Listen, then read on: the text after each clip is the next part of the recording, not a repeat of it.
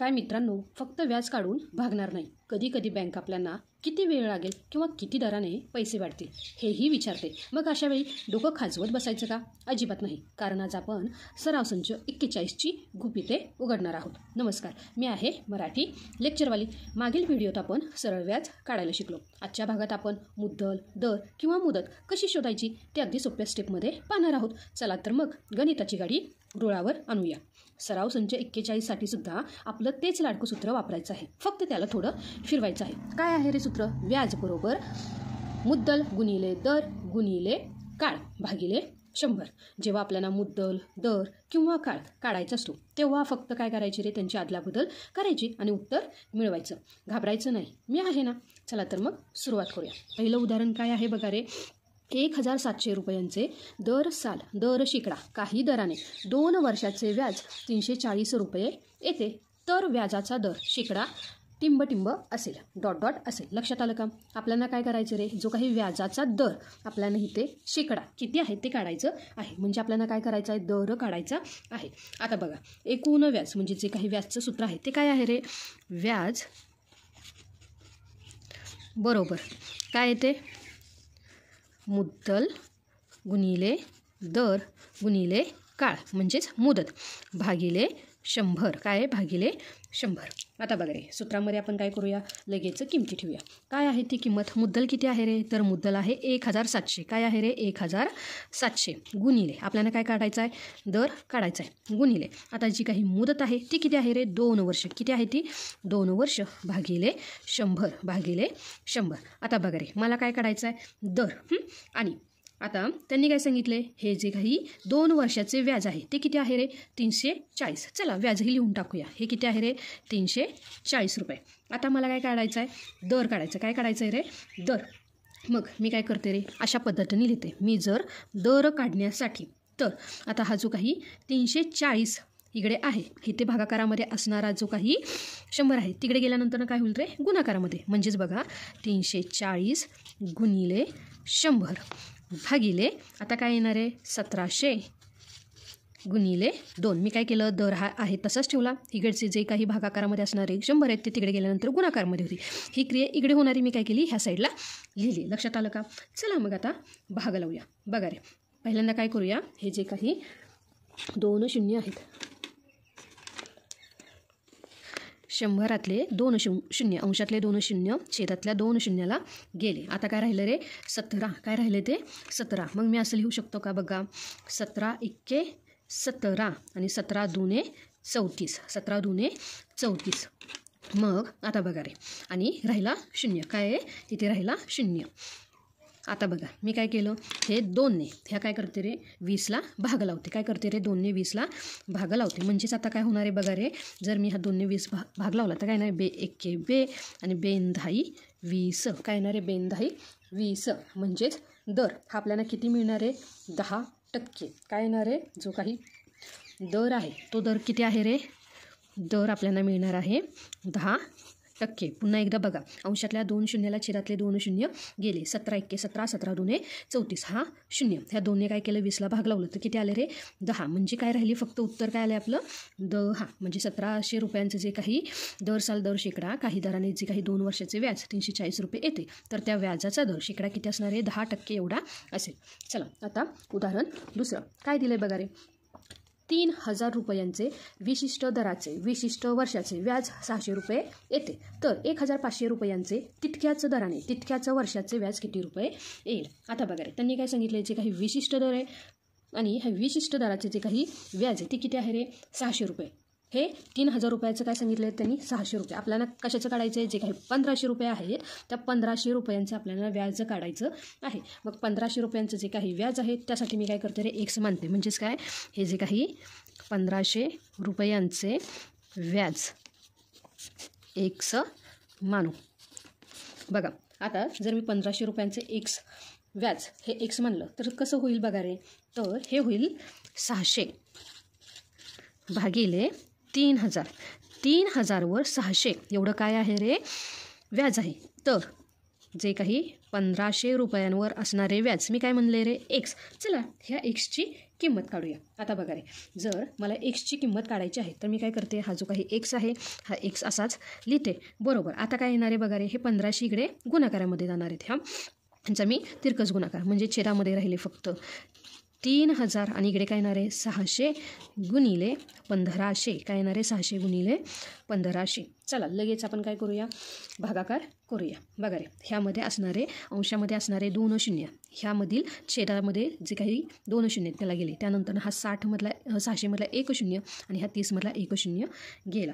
आता बघा रे, काय केलं, ह्या 3ने मी काय केलं रे, भाग लावला. काय केला मी, भाग लावला. तो कसा लागेल बघा, 3 एके 3 आणि 3 5 15. काय आलं, 3 5 15. म्हणजेच हा जो काही एक्स आहे, काय आहे रे हा एक्स, बरोबर काय येणार आहे 60 गुणिले 5. काय येणार आहे तो 60 गुणिले 5. चला ह्या 5ने काय करूया, 60ला भाग लावूया. 5 गुणिले 0 0 आणि 5 सख 30. म्हणजेच बघा रे, जो काही हा एक्स आहे म्हणजे जे काही 1500चे जे काही व्याज आहे ते किती येणार आहे रे, 300 रुपये. किती येणार आहे ते 300 रुपये. लक्षात आलं का विद्यार्थी मित्रांनो. आता पुढील उदाहरण काय आहे बघा रे, जावेदने 12,000 रुपये दर साल दर शेकडा 9 दराने काही वर्षासाठी बँकेत ठेवले. तो दरवर्षी व्याजाची रक्कम काढून घेईल.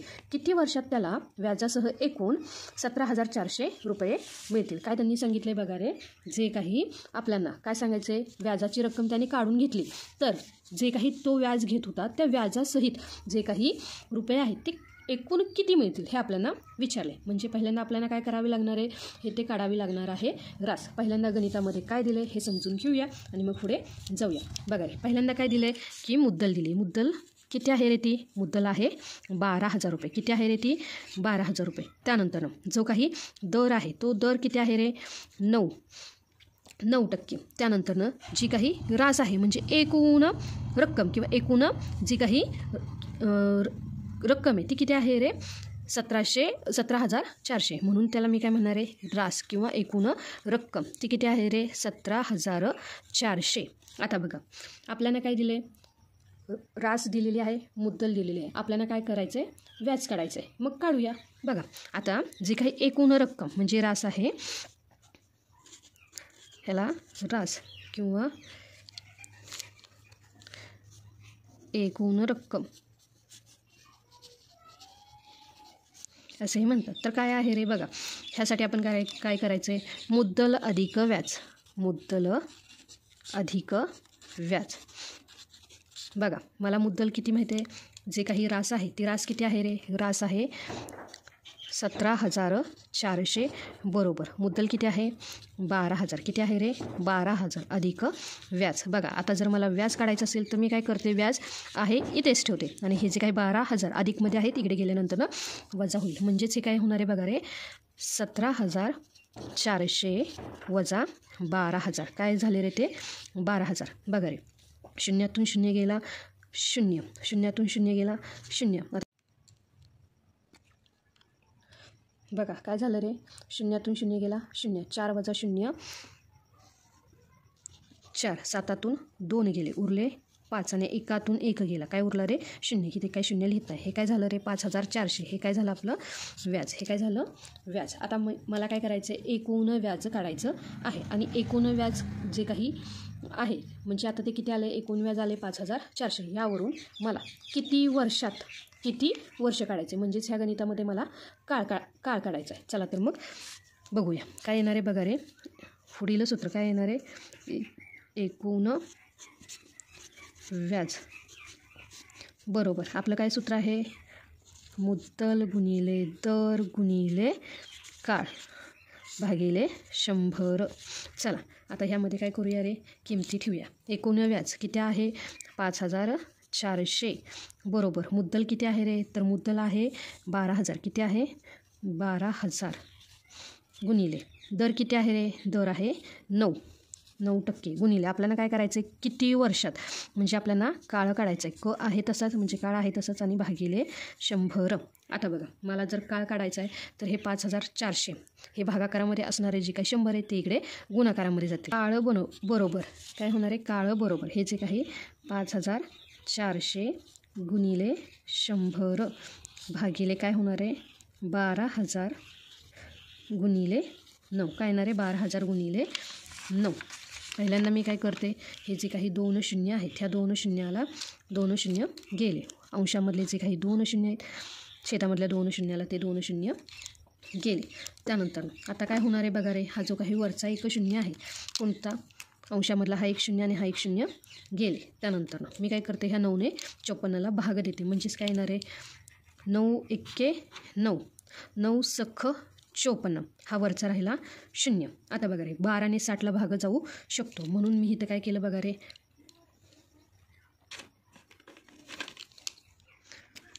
12 एक्के 12 आणि 12 पंचे 60, 12 पंचे 60. लक्षात आलं का? म्हणजेच जो काही काळ आहे किंवा जे काही वर्ष आहे ते किती आहे रे 5 वर्षे. किती आहे रे ते 5 वर्षे. म्हणजेच जो काही काळ आहे तो काय आहे रे 5 वर्षे. जावेदने 12,000 रुपये काय केले रे दर साल दर शेकडा 9% दराने काही वर्षांसाठी, काही वर्ष म्हणजे काय रे 5 वर्षांसाठी बँकेत ठेवले.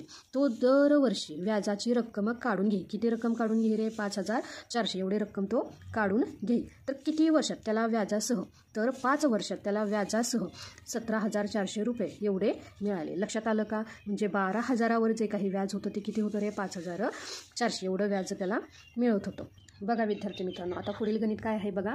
लताबेन यांनी गृह उद्योग सुरू करण्यासाठी बँकेतून काही रक्कम दर साल दर शेकडा 10% दराने 2.1/2 वर्षासाठी कर्जाऊ घेतली. त्यांनी कर्ज फेडण्यासाठी एकूण 10,250 रुपये व्याज दिले.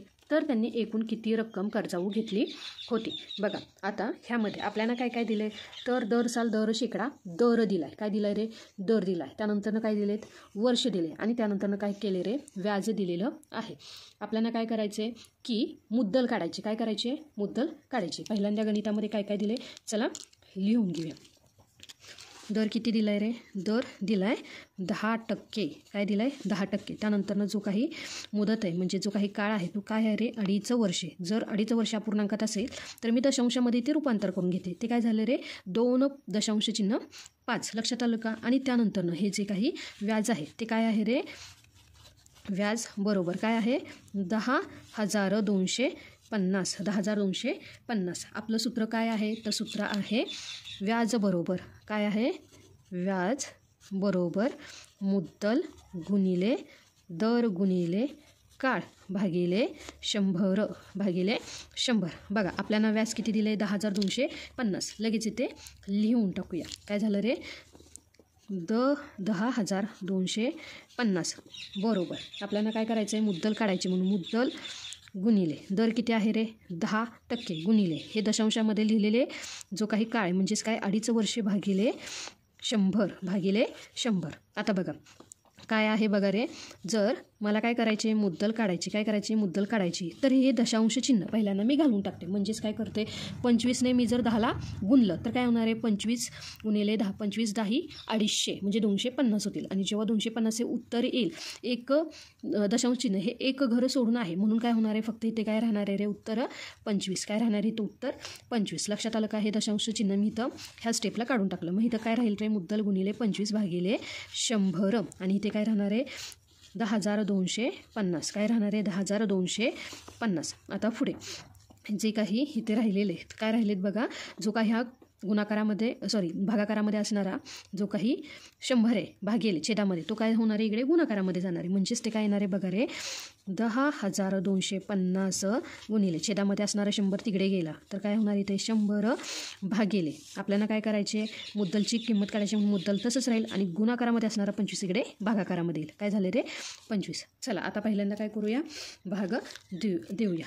25 एक्के 25 आणि 25 चौक 100. 25 चौक 100. आता काय काय उरलं बघा रे की इथे काय संख्या उरल्या 10,250 गुणिले 4 बरोबर मुद्दल. चला जे काही 4 आहे 4नं काय करूया 10,250ला गुणूया. 4 गुणिले 0 0. त्यानंतरनं 4 पंचे 20 0 हातचा गेला 2.